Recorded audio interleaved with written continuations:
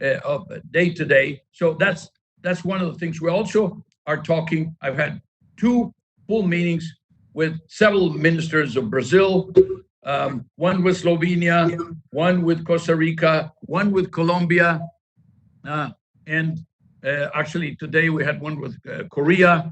We're going to have with Mexico. We're going to have with Italy. That means we sit all our directors, and then we have all the ministers on the other side, and they make presentations. They ask each other questions, et cetera, and then they do follow-ups. So we're doing this also to put together all the best practices, if you will, to be able to, and then we're constantly talking to the leaders themselves.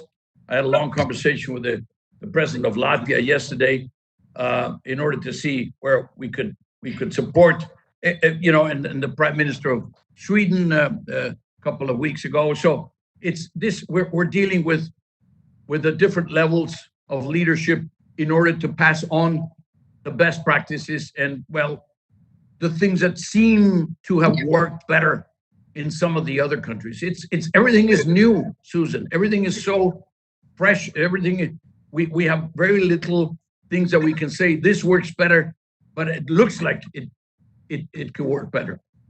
No, that's very interesting. And you've touched on so many topics that we don't have time to go into today, such as the increased digital divide from this, because poor children that don't have tablets, that don't know how to use technology, are going to come out of this much worse, and it's going to magnify into the economy. But let's move on to Latin America, which today... it also magnifies the inequalities. Absolutely. And the social... This is the problem. This is the problem. And that's the long-term implication of the whole thing. That's a different conversation, which maybe I can engage you in at a later date. So Latin America is now the epicenter. Brazil,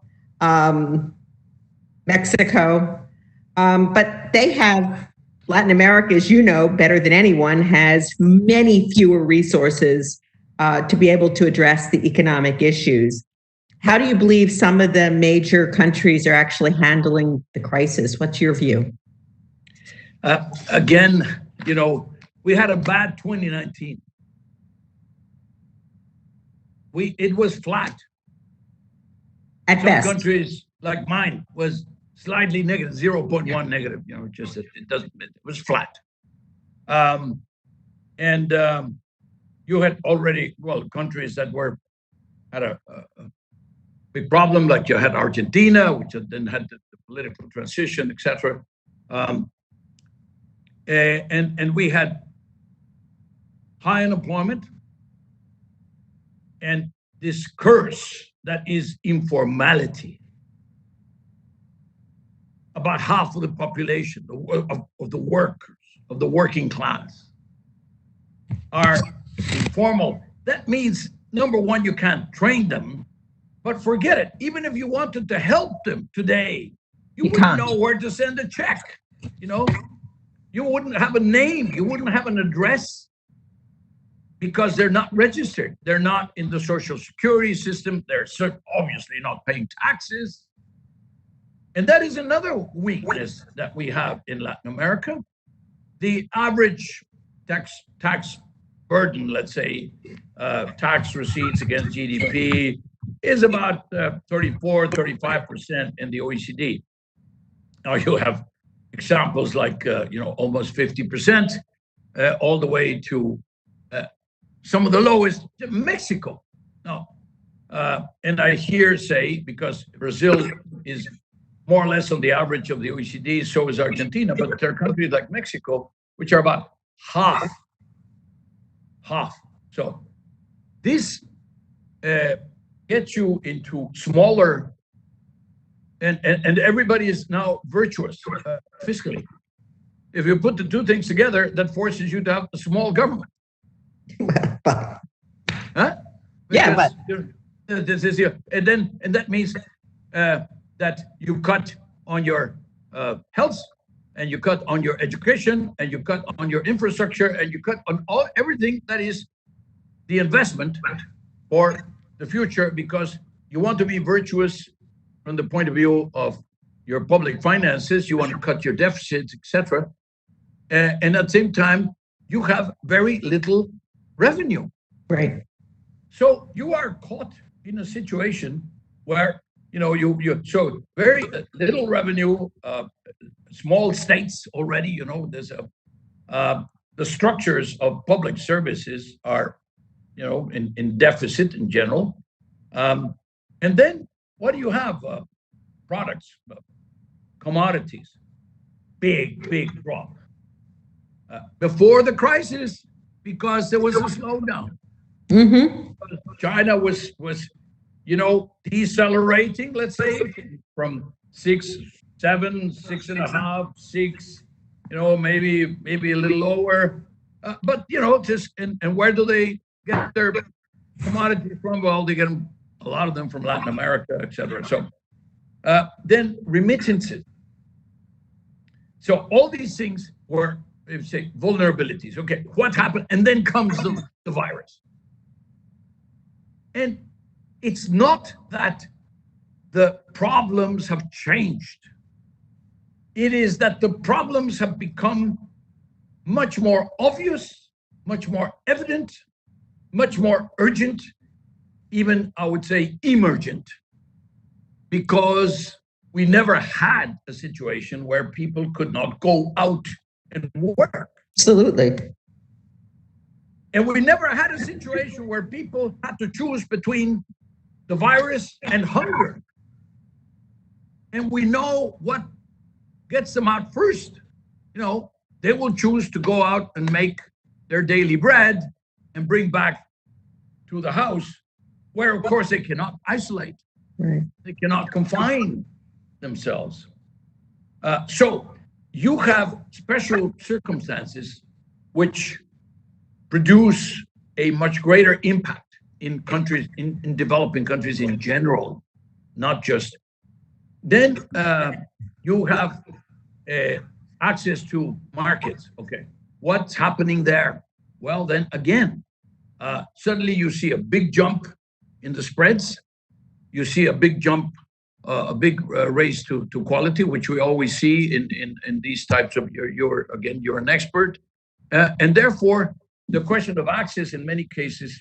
Now, the sovereign may still have access, hopefully, but it cuts off a lot of the agencies and maybe of the private sector, because in the end, the golden rule of the rating agencies is that the sovereign always has the highest the highest rating, et cetera, et cetera. So you have a number of impacts there, which are the same, but with a sense of urgency, with a sense of dramatic, let's say, exposure that you did not have before because of the COVID.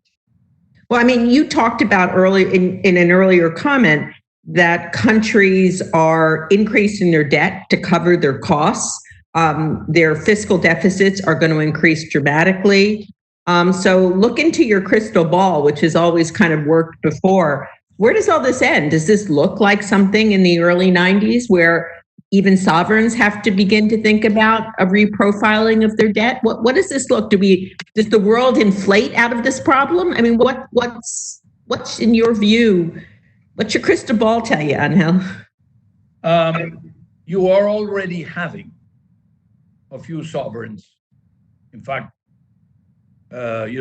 largish and middle-sized sovereigns that may have to restructure their debts. Because among other things, what we have seen in the last few years is that a number of countries which under normal circumstances would never have had access to, for example, bond issues, did. And because the bond market became very democratic in a sense, and also because countries, investors were looking for yield.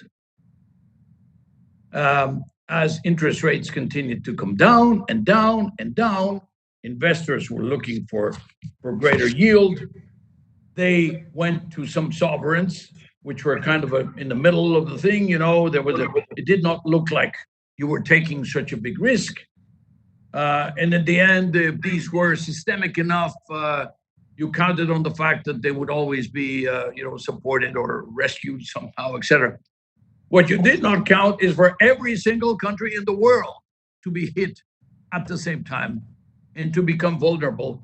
And when, we were talking to the head of the IMF not too long ago about normally, you had 2, 3, 4 countries asking for, in the 2008, 2009, you had a few more, but now you have more than 100 countries going for these emergency packages or for these, support packages, etc.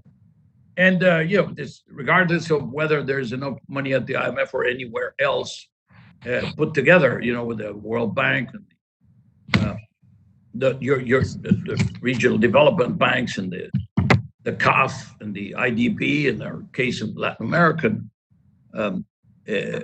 the big question really is that you are, let's say, you are now confronted with either, as I said, much higher costs, which were some of the bases that we were thinking about, that we were going to be in such low interest rate scenario for so long that therefore it was worth borrowing the money, And now it happens that suddenly the yields go up. Of course, this is for second investors or third investors or fourth investors of, for secondary market investors, but for new issuance, which the countries will need because they're going to be short.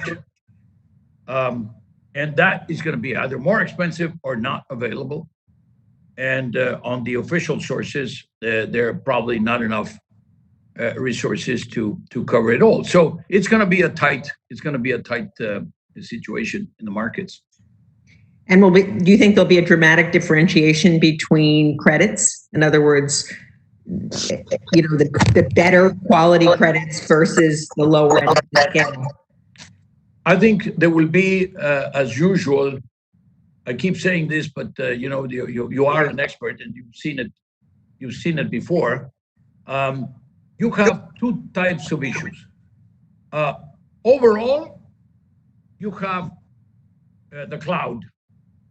The cloud is hanging over the whole thing, and say, Latin America, Africa, Southeast Asia, whatever it is, once you paint with a very broad brush, but then, of course, there is, for the cognoscenti, such a thing as more, let's say, more differentiation.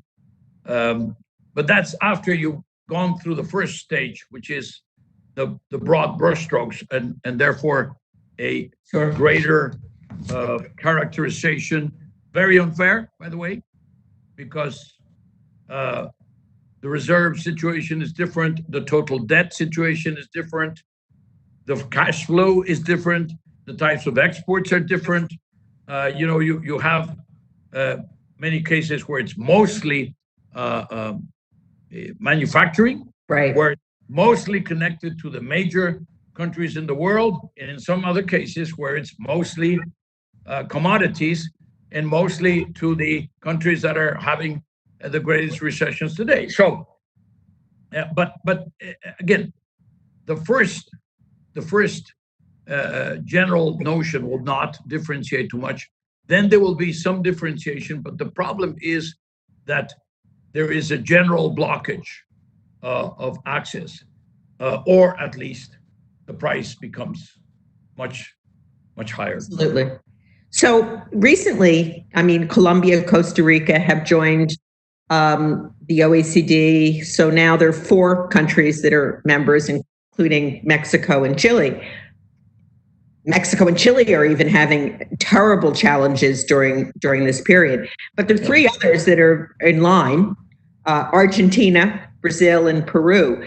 Has COVID changed their ability to quickly come into the OECD because of the conditions in the country? How do you see this? Well, let me tell you change their path. Let's put it that way. Well, no, but let me just tell you a very specific case of Brazil, which is, by far, well, the single largest economy in Latin America, and one of the largest countries in the world. Seventh, eighth economy in the world, whatever. We have had not only one but two sessions, and they're not even a member of the ones that I told you. I get all my directors with all their expertise and all their skills and all their depth and all their experience and they put it at the service of the Brazilian ministers who are having the same, the health minister and the education minister and the planning minister and the finance minister, and just you take a look at all the problems that having the minister in charge of infrastructure, the minister in charge of housing, you name it. And Brazil has been brilliant in the sense that they're not waiting for the US to agree with the Europeans as to when they can start the process. They're just cutting the tail end of the process. They know that whatever and whenever they start the process, they will still have to do certain things. So they're doing all those things. They're joining the OECD instruments, they're joining the OECD committees, they're joining the subcommittees, the working groups, etc. They're now family in a way. There were third cousins, now they're second cousins, and they're moving into the kitchen. And that is, I find it extremely, extremely smart, because you basically, we're having this. Sometimes it's very difficult to explain why, the president of the United States says 3 times that they want to have Brazil into the OECD, and that happens in Washington, that happens in Brasilia, that happens everywhere, and they meet at the G20, and they say it again, and then the Secretary of State reaffirms so many times, but it doesn't.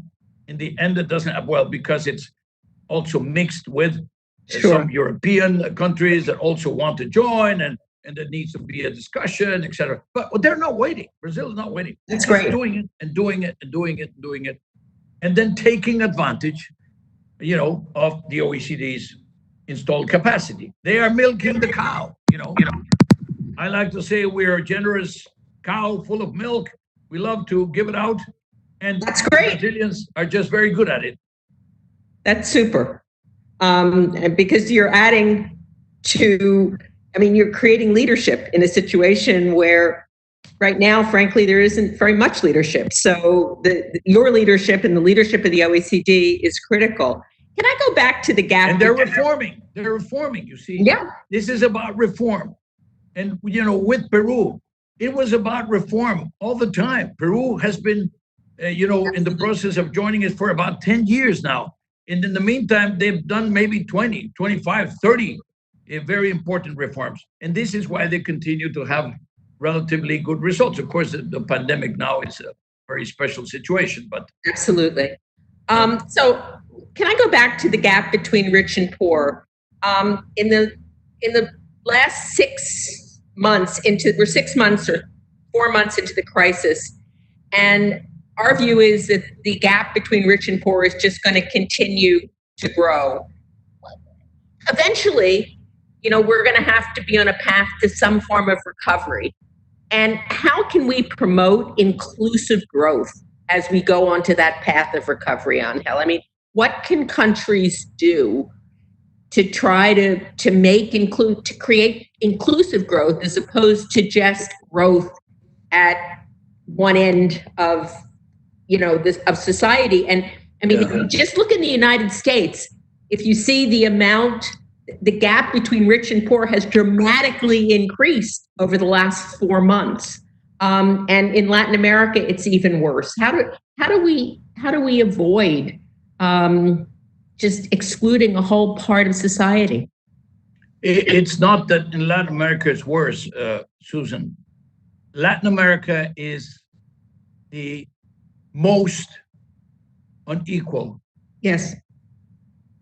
continent, or the most unequal region in the world. It's not the poorest, but it's the most unequal. Yes. Now, if anything, what we're seeing is a widening of this chasm that exists already, which again, we already talked about this, is ethically wrong, morally wrong, it's economically dysfunctional, it is politically explosive, politically very dangerous. So in a way, in many countries, the COVID, the confinement, and all this commotion, in a way stopped some of the protests that were out in the streets and that were complaining, of course, because right now it's not about having a job or not having a job or having a better pay. It's about your life. So the fundamentals took over. But if you think about normality or normalization, 6 months' time, I don't know, in 1 year's time, then you're going to have the tail end of this, of the COVID, of the impact, plus, what you had before. Now, you're talking here about up to 20 million more people in poverty. But you're talking about, I'm talking about 20 million more in extreme poverty. Forget about just poverty by itself. But also, I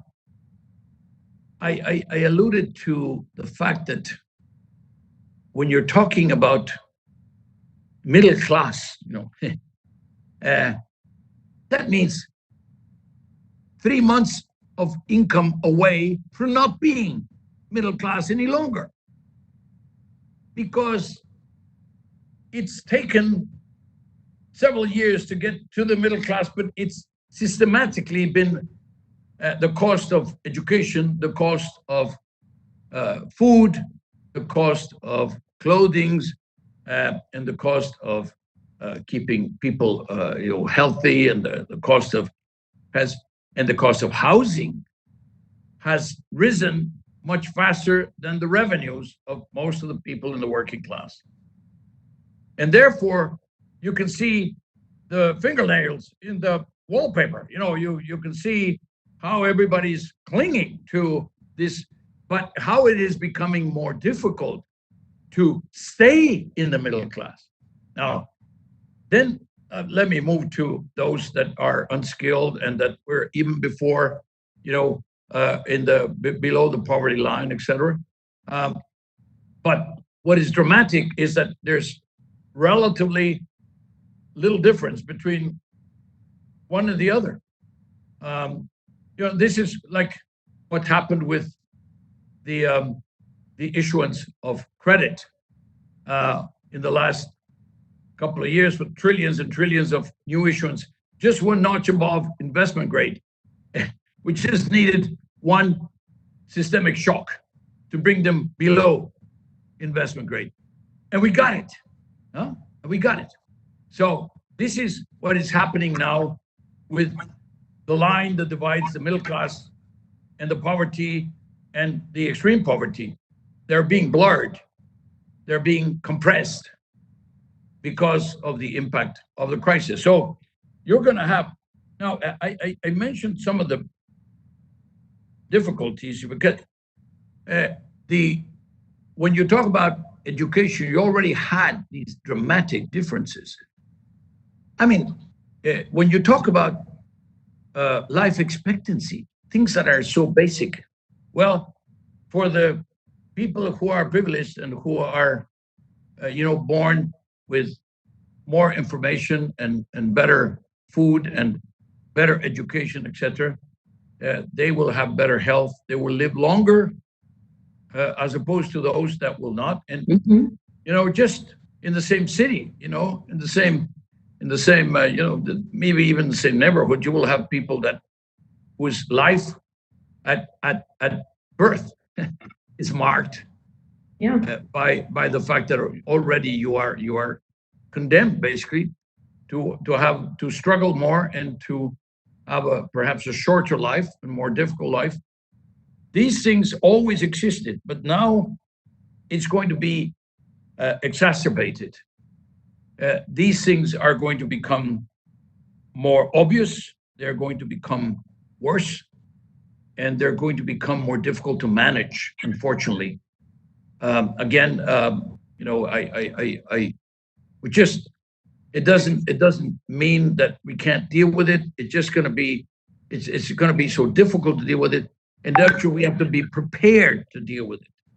That we cannot wish for a better post-COVID world. We're going to have to build it. Thank you very much, Ángel. And I'm going to come back at the very end to ask you one question about leadership. But if it's okay with you, I think we'll open it up to some questions. And our first question is from Fernando Iriola from Bank of America. Fernando, can you please unmute your phone and ask the question? For your time. We are certainly living unprecedented times. My question is related to the public health challenge. I think one of the things that this crisis has certainly made extremely visible, not that the issue was not there, but was probably not as cruel to be perceived by everybody around the world, is the poor state of public health systems and infrastructures around the world, particularly in developing countries. And I think that's an issue that in the short, mid, and long term needs to be addressed, because without good health, every other economic fundamental, becomes incredibly vulnerable. So my question is, do you see governments around the world, and particularly in Latin America, engaging into that conversation from a broader strategic perspective? And also, how do you see the challenge of public health systems changing your own organization assessments processes around different stages of developing countries from a cycle perspective? Thank you. Thank you, Fernando. Listen, the average expenditure in health to GDP in the OECD is about 9%, maybe moving gradually towards 10%, because as the population ages, the expenditure increases. But, and you have cases like the United States, which is moving almost into the 20% territory. And then you have countries like mine, Mexico, 5.5%. Well below. But then in Latin America, the average is even lower. Now, you're talking about percentage of GDP. That means in relative terms. That means it's not. But then imagine that you have these populations that are very widespread, because you're in large territories. Typically, our countries are larger than, let's say, Europe. And then what happens? Well, it becomes even more difficult, because the question of providing the service, taking it there, etc., the infrastructure that is needed, the use of digital, the staff, the doctors, the nurses, the paramedics, etc., the production of vaccines, the production of just the regular production of medicines and the distribution of medicine, the access of medicine, the access to medicine. In many cases, you have health systems that will receive a patient, but we have some of the highest co-payment for example, medicaments. So for medicines, and you can go bankrupt. If you are a low-income person that gets sick, so you really need to invest in the health systems, and also not with this idea of efficiency or the just-in-time concept. That means that you build it if they come. No, the idea is that you have it ready, and it's been a very dramatic example. You have it ready because it may be necessary. And if you have some spare capacity for a while, well, so be it. It's part of your investment about well-being. But what happened even in the richest countries in the world is that we found ourselves dramatically under-equipped, understaffed, underfunded. And it was, in many cases, you just didn't have enough beds. Forget about ventilators. And you were moving people out of the bed if they were not terminal almost, so that somebody who was, in an even worse shape would come in. This is in the richest countries in the world. You have these very dramatic examples of the under equipment, underfunding, under staffing, et cetera. That should teach us a very important lesson. And we in Latin America should also take those lessons. We're suffering it now. We are in the middle. The difference is that it seems to be ebbing in Europe. Hopefully there will not be a second wave. The whole process has been very controlled, very gradual, and the confinement has been much tighter. More, tighter than it was and longer than it was in the US or certainly in Latin America for the reasons we've discussed. But yes, if there is something that we should be doing, just like we always say, we need to invest more in education. Yes, we need to invest more in health. And for that, we need more revenues. And for that, people have to pay taxes. And you have to fight tax evasion. And you have to have, more progressive tax systems in the region. And you have to strengthen your tax administration capacities and competencies and skills, etc.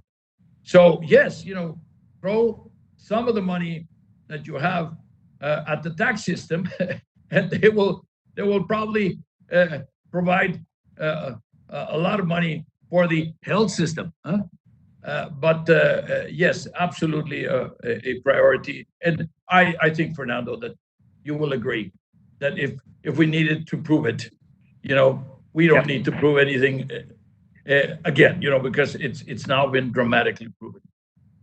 Absolutely. Thank you.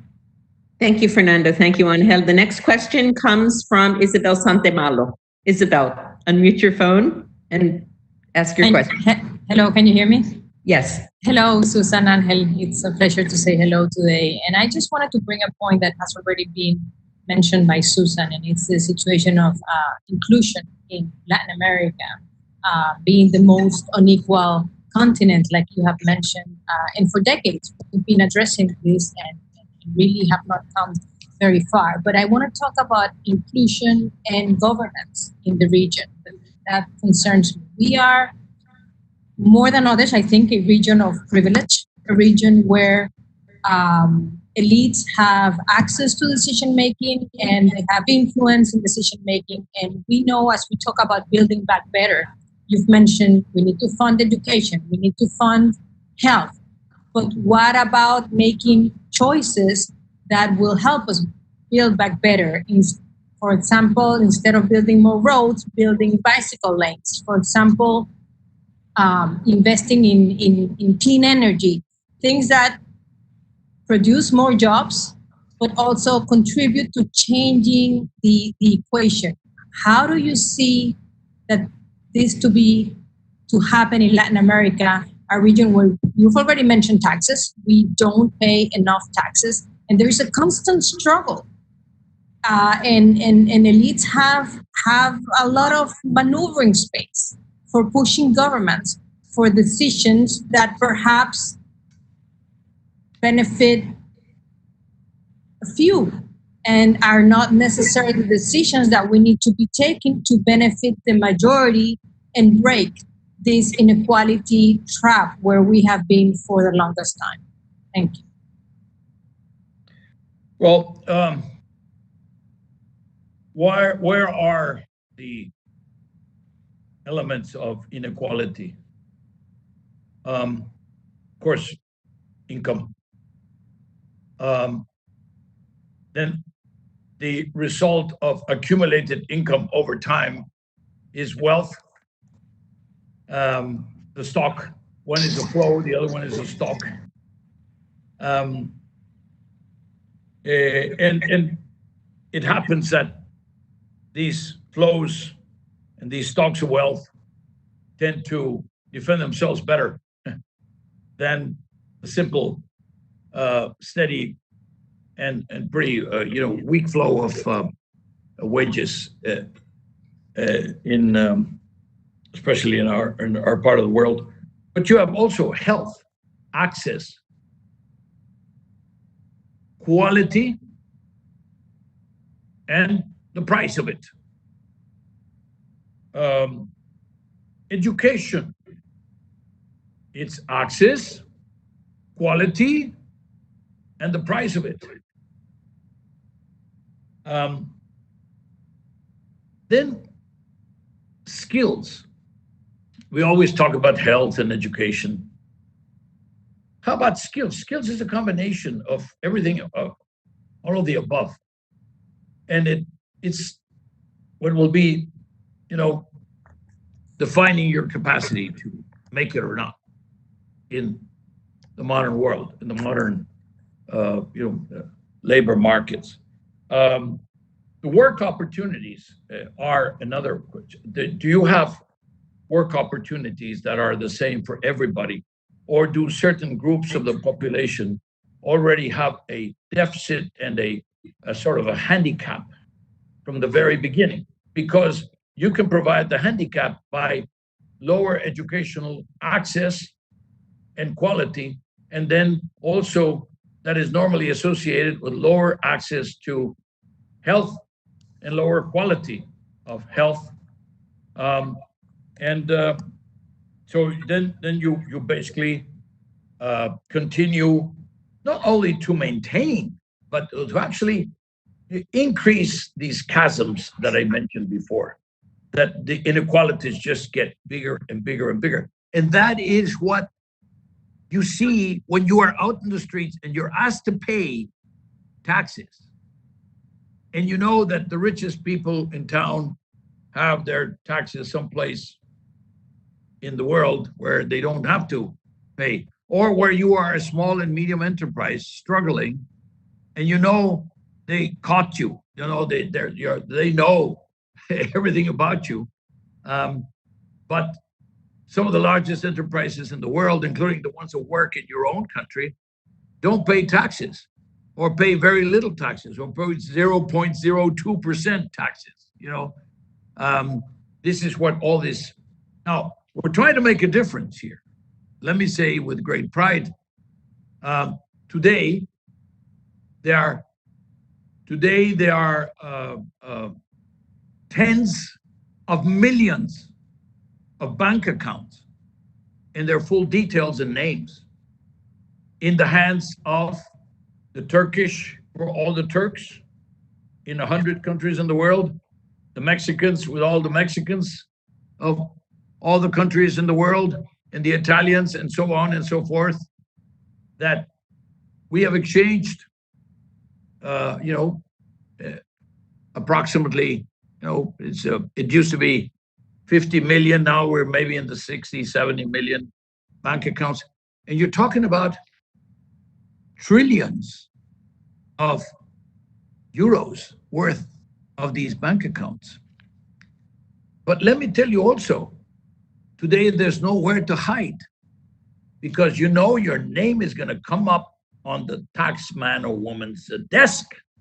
And therefore, that if you reported the revenue and the origin of the money, etc., you're okay. But if you didn't, you may be invited to have a cup of coffee, or change the color of your uniform for one that is kind of striped. So these things are important. These things are changing. And This is important, Isabel, because they are fundamental to the question of trust. We've talked about education, we've talked about health, we've talked about work opportunities, we've talked about skills, but the biggest deficit, because it's an accumulation of everything else, is on trust. And why is it that 2/3, maybe 70% of the Latin Americans don't trust their governments? Or why do they think, by even more, a higher percentage, that the system is set against them and in favor of the rich and famous, and that it's going to simply accumulate the differences, which unfortunately is the case. So what happens is that the next time you get a chance, you vote for what? If you vote, but you vote for, quote, change. What change? I don't care what change, I'm pissed off with these guys. So whoever promises the most populist, the most, the guy who is promising more, more and more and more, even if it's absolutely impossible to deliver, or it's, arithmetically impossible to pay for it. But you go with it because you are so angry. So in a way, and it's those of us who are privileged who have to be more worried, because there comes a moment, if this social cohesion, if this social articulation breaks up, then of course you will be picking up the pieces for years and years and years to come. So I'm going to read two questions that we've gotten. The first one is from Andres Jaramillo at Greenberg Traurig. As you know, the UK is negotiating the future relationship with the EU in the middle of this crisis, and the prospect of a successful deal is not very high. What's your view on the situation, and how will it impact the global economy? And the second question that I'm going to read is from Dave Nelson at Cargill.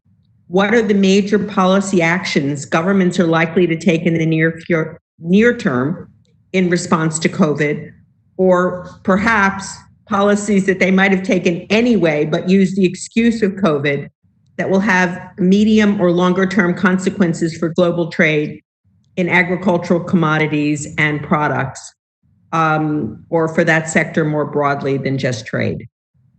On Brexit, I would say that it used to be the front page. And now, of course, COVID has taken over the front pages. But it continues to be a fundamental issue for the medium and the long term. We at the OECD, as I said, I personally was very involved in speaking against Brexit. And I was on record, and I went to the London School of Economics. Nick Stern said, come on, we'll give you a bully pulpit, give us your views about the thing. And we fought against Brexit, but then, for the reasons I mentioned, we lost the referendum. And now we're trying to make it work. It's true that it's more difficult, because when you can't meet physically, when you can't be nuanced, when everybody is listening to you because you're all, one of 100 people connected, and you can't get that guy in the corner, and say, come on, get real, I'm offering you a great deal, and that's as far as I can go, or over a drink in a bar. And you can't do this, then you can't get the deal done, or you will get a very structured, very rigid type of deal. And this is also what is happening. Now, the other thing is, the UK is not going anywhere, and Europe is not going anywhere. They're destined to work together, trade together, invest together, complement each other. And Europe and London is not going to disappear as a source of, financial, because what makes it a financial center of the world is not the buildings. It's the talent. It's the people from all over the world that London has been able to attract.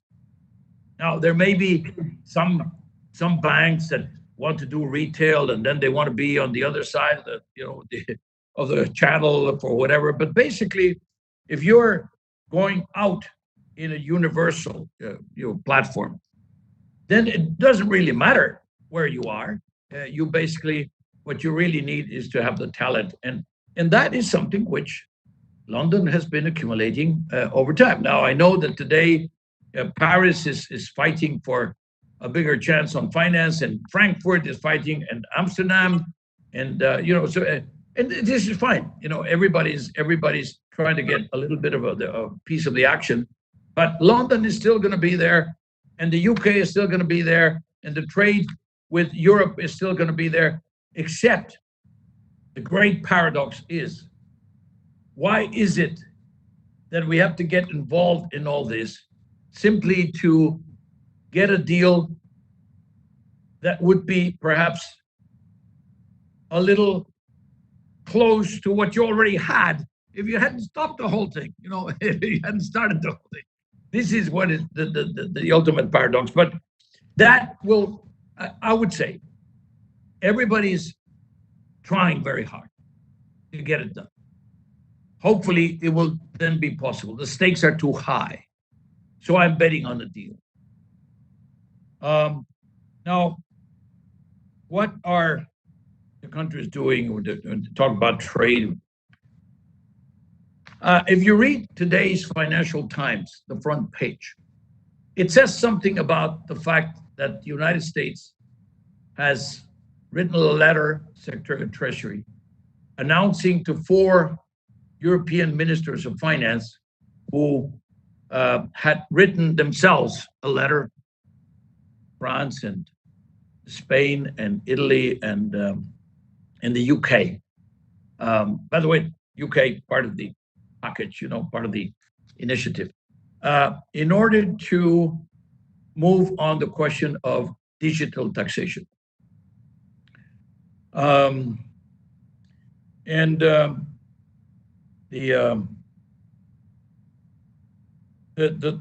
Well, basically, it suggests that it was like an exit from the process.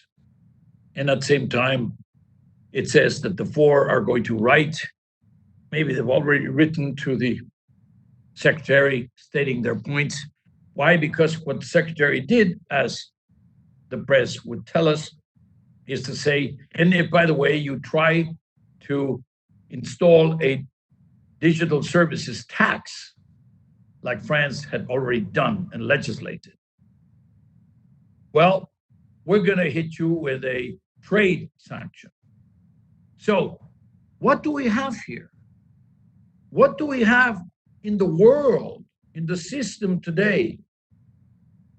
A political imperative on behalf of the leaders of the world that they have, for money reasons, for political reasons, for moral and ethical reasons, etc. They have to tax the largest companies in the world, which are coming out even stronger and, with more profits, et cetera, even out of the COVID. That this is an absolutely irrevocable, political imperative. And at the same time, they're being told that if they do, they're going to be hit with trade sanctions. But they already waited 2 years. Then some of them legislated, but they agreed to wait 1 more year with the application of the law. Say, I will not collect the taxes. Okay, then I will refrain from applying the sanctions. This is a negotiation that we got in Biarritz, last year. But now, and then we said, and work at the OECD, work with the OECD, work around the OECD. 137 countries are working with the OECD and around the OECD to find a way. But what are the implications of this dialogue, or whatever it is, of the last few hours, the last couple of days, that the countries may not be able to hold off or hold back on applying the taxes, and that the United States already has announced that they would then be applying trade sanctions, and you will have a repeat. It's like Groundhog Day. You'll have a repeat of the trade tension that cost us 1% or 1.5% of the growth before COVID. And just at the time when we want to recover, when we need it more than ever, solidarity, working together, etc. You may have suddenly another trade war, except now, instead of, China and the United States, or maybe the tension between France and the United States, you now have maybe dozens, perhaps dozens of countries that will go out and say, listen, this is no longer, possible. We can't wait any longer. So, and all this happens, a cheval, as it were, with a few months before an election. So all this situation is very complicated. We, on our side, what we're doing is and I just put out an announcement today saying we will continue to work. We will continue to work with 137 members. We will continue for a solution. I hope that it will be possible. But because the last thing we want is that to have more trade tensions in the world today. We've already paid a very, very high price for them. So we have 10 minutes left, Ángel, or a little bit more, 14 minutes left.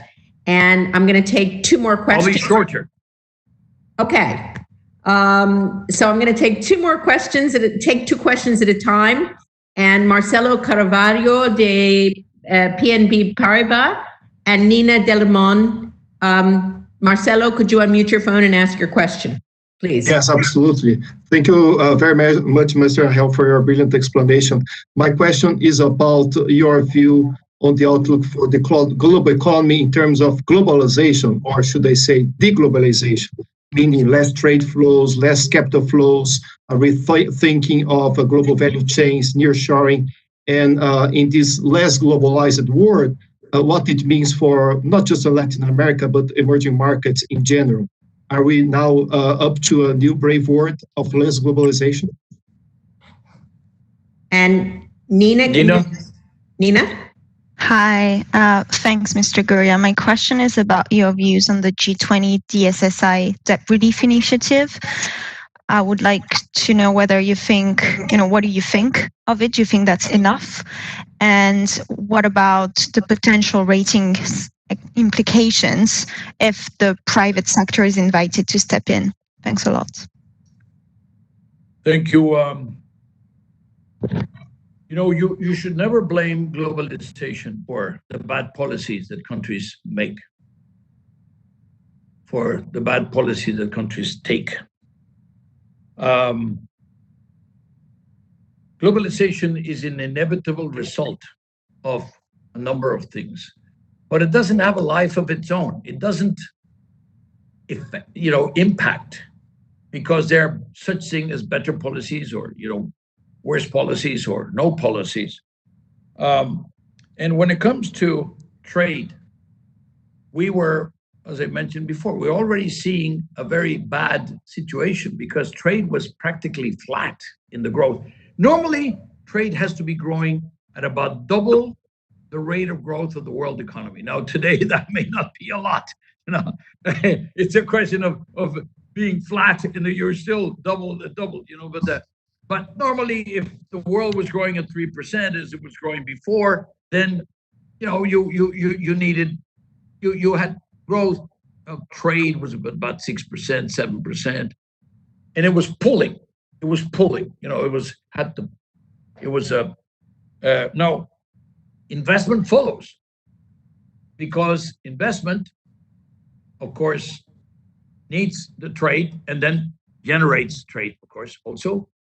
But again, if you have a good trade situation and it's fluent and it's cross borders, etc., people who produce today to sell to the world, not to any particular country, they have global value chains all over the place that are organized.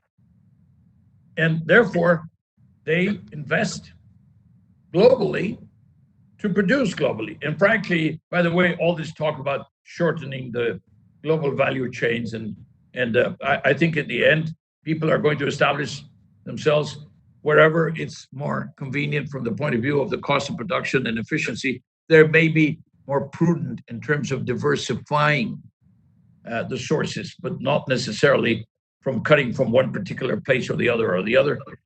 But it's trade and investment are going to depend a lot, as well as capital flows. But capital flows are associated with how much investment are you going to put in a particular country, and it's associated with trade. So you basically have a very big stake in keeping these flows. You have a very big stake, because every time you say, well, I'm going to put a big fat tariff on your exports of this or that, and the other guys are going to retaliate, going to put a reciprocal tariff, and then you're going to go one up, and then you go one up, and this upmanship has today resulted in the highest tariffs in decades. It just kind of turned back the clock, and we had made so much progress. And the situation of the WTO, and the appellate court at the WTO, all our remedies, all our situations, all the things we knew we built over decades and decades are now being questioned or made to some extent, less effective than they used to be. So I would say let's beware. I would say, Marcelo, and I take it that your idea is about the risk that we run.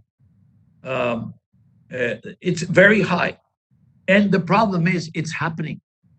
And then, because when you're talking about markets and when you're talking about investments, the mood, the ambiance, is as important as the actual reality on the ground. The expectations are as important. And right now, they're just, they're bad, and they're getting worse. So now, Nina, the G20 and the debt. I was on the call, on the G20 leaders call, and then I was in the finance ministers call, actually 2 calls on the G20, and we're preparing for a meeting that should have taken place in Riyadh under Saudi presidency, but that's in July, so it'll be virtual also, and where the question of the initiative on debt.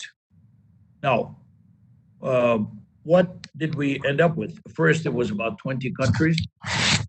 In the end, it got extended to about 73 countries. And the question is, these are countries which have the same thing that Susan knows very well that happened to Latin America in the days of the debt crisis in the 80s and the 90s. You had huge current account deficits, and you were paying debt service. And now you're saying, allow me to either reduce the debt or defer the payment of the debt or defer the installments, etc. But at the same time, please provide me with new resources, with fresh resources, because I typically run a current account deficits. But on top of that, right now, because of COVID, tourism is stopped. Services are stopped. Therefore, taxes are stopped. Flights are not happening. As I said, even if you're an oil producer, oil has been at zero or $20. Now maybe it's around $40, and whatever it is. But very low prices of commodities, remittances compromised. Foreign direct investment, the obvious. Of course, it's frozen. Because why do you invest? You invest to produce, to sell. If you don't know if you can sell, or what tariff you're going to be able to sell, or whether you have access or not have access to a particular, then why invest? You basically, if you are a responsible investor, you hold back. Imagine that decision taken millions of times all over the world. The result is, of course, a big pushback. That's before the crisis, and then put the crisis on top, put the COVID crisis on top. So you basically have a situation where good for these 20 and then 73 countries. They happen to be the neediest, the poorest in the world. The problem, is that enough? Is that the end of the story? Unfortunately, no. Because, first of all, we may need a little longer period to provide for a better feel of the real impact in each of the countries. Right now, it's simply for the water not to move above your nose. You keep it a little below, but you're barely breathing. It's the situation of this combination of debt service and the new money needs. But then the problem is this enough? And then how does it translate? Are you going to be able to pay it then? Do you move the whole payment structure? Do you get 10 years, 15 years time, 5 years grace period, some capitalization of interest? I don't know, something that will give you space to breathe. Or do you actually get, like Latin America came to that conclusion, the IMF came to that conclusion, Treasury, the United States came to that conclusion, that after a while of paying the interest and servicing the debt, the countries couldn't grow, and therefore they needed a debt relief in a more structured, more fundamental way. And this is when the whole of Latin America went into this exercise. Now, it was very successfully, we think about it, because practically every single country was out of the woods there, except one that we currently got into more difficulties. But I have to say, and I speak for my own country, but also for many others in the region, basically, and also for Philippines, and also for other countries that followed the model, where Susan was one of the leaders of the model. And then they said, no cookie cutter, but effectively there was a cookie cutter, because they found it expedient and they found it practical, and they did it with everybody. But what happened? So much so that there was a moment when the Mexicans were helping some of the other countries negotiate their own, we had the banks cartelized their legal defense, and the debtors cartelized their legal defense. So the lawyers were talking to each other with full knowledge of everything that they knew about, and it was very efficient. It worked very well. It actually gave a very good results. But we're not talking about that kind of situation now. Right now, and the word restructuring, the word haircut, the word this is not mentioned. And it's not about that, let's say, at this stage. Now, you asked, the last question that you asked is, what will happen to the ratings when you ask the private sector to chip in? Well, many of these countries are not very worried about ratings. Huh? we have to accept that this is not what keeps them awake at night. Huh? The problem is, again, flow and inflow and outflow and the net. But there may be a need here to go, let's say, deeper into some of the solutions than the relatively short-term cash flow relief that has been produced by the, actually 9-month standstill that was granted to these poorest countries, to the poorest of the countries, and also because the needs are not necessarily related to your level of poverty. In some cases, the needs and the fact that you can't access a market and that you have to pay the debt and that you had access before, and therefore you maybe had a bond issue, or a few bond issues and hundreds of thousands of creditors, et cetera, et cetera.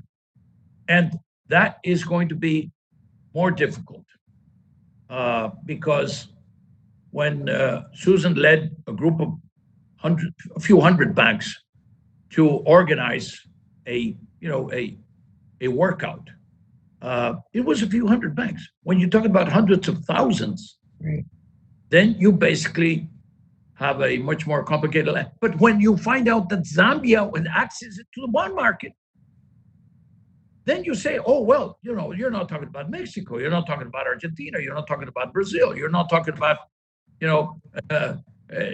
Thailand or Malaysia. You're talking about Zambia. Okay, fine. Maybe it was related to a particular, extraction project or whatever it is. But then when you get hit by COVID, that's something, and everything has to stop because you can't choose to go to work. Then that puts the whole thing in a different light. So Angel, our time is up. I could comment on that because I think that one of the things that's really interesting is that in the Latin American debt restructurings of the 90s, late 90s, 80s and 90s, we were going from very low ratings or no ratings at all. And the Brady deal was really premised on this idea that countries would return to the market. And here, as you just pointed out, in a sense, we're going exactly in the opposite direction, which is part of what I think makes this, besides the fact that you have bondholders as opposed to banks, makes this incredibly complicated. But that's a different discussion for a different day. Susan, everything is going in the wrong direction, the different direction, because the crisis of 2008, 2009 started in the financial sector, and then it went to the real sector. Here, we're being hit in the real sector first, which may, the banking system is much better capitalized, much better prepared. You have, level of safeguards and reserves, et cetera. But all I'm saying is the size of this thing. Oh, absolutely. And it came from left field. It didn't come from a measurable, absolutely. Where you can say, okay, you can fix this with 9 billion, you can fix this with 10 billion, and you never know when it stops. This makes it so difficult. So our time is up. I just want you to know that we have another 8 questions in line.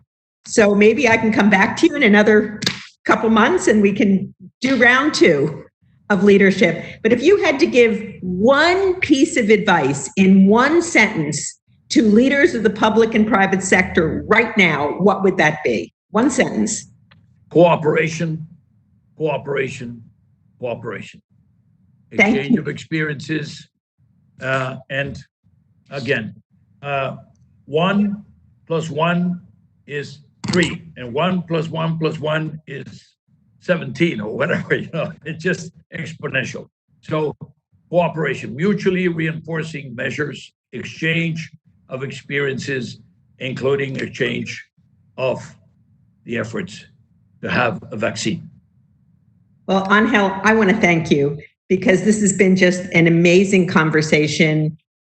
You're amazing, and your leadership at the OECD is critical to where we are today and where we're going to go over the next several months and year.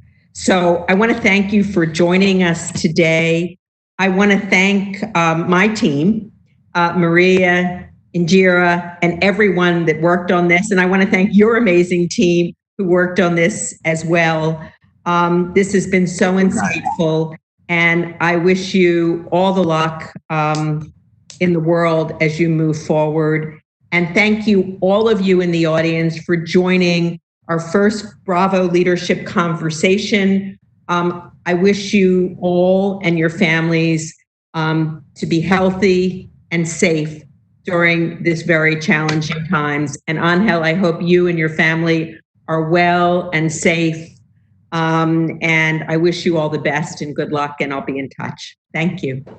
Thank you very much, and bravo, bravo, bravo. Bravo, bravo, bravo. Thank you, everyone. Thank you.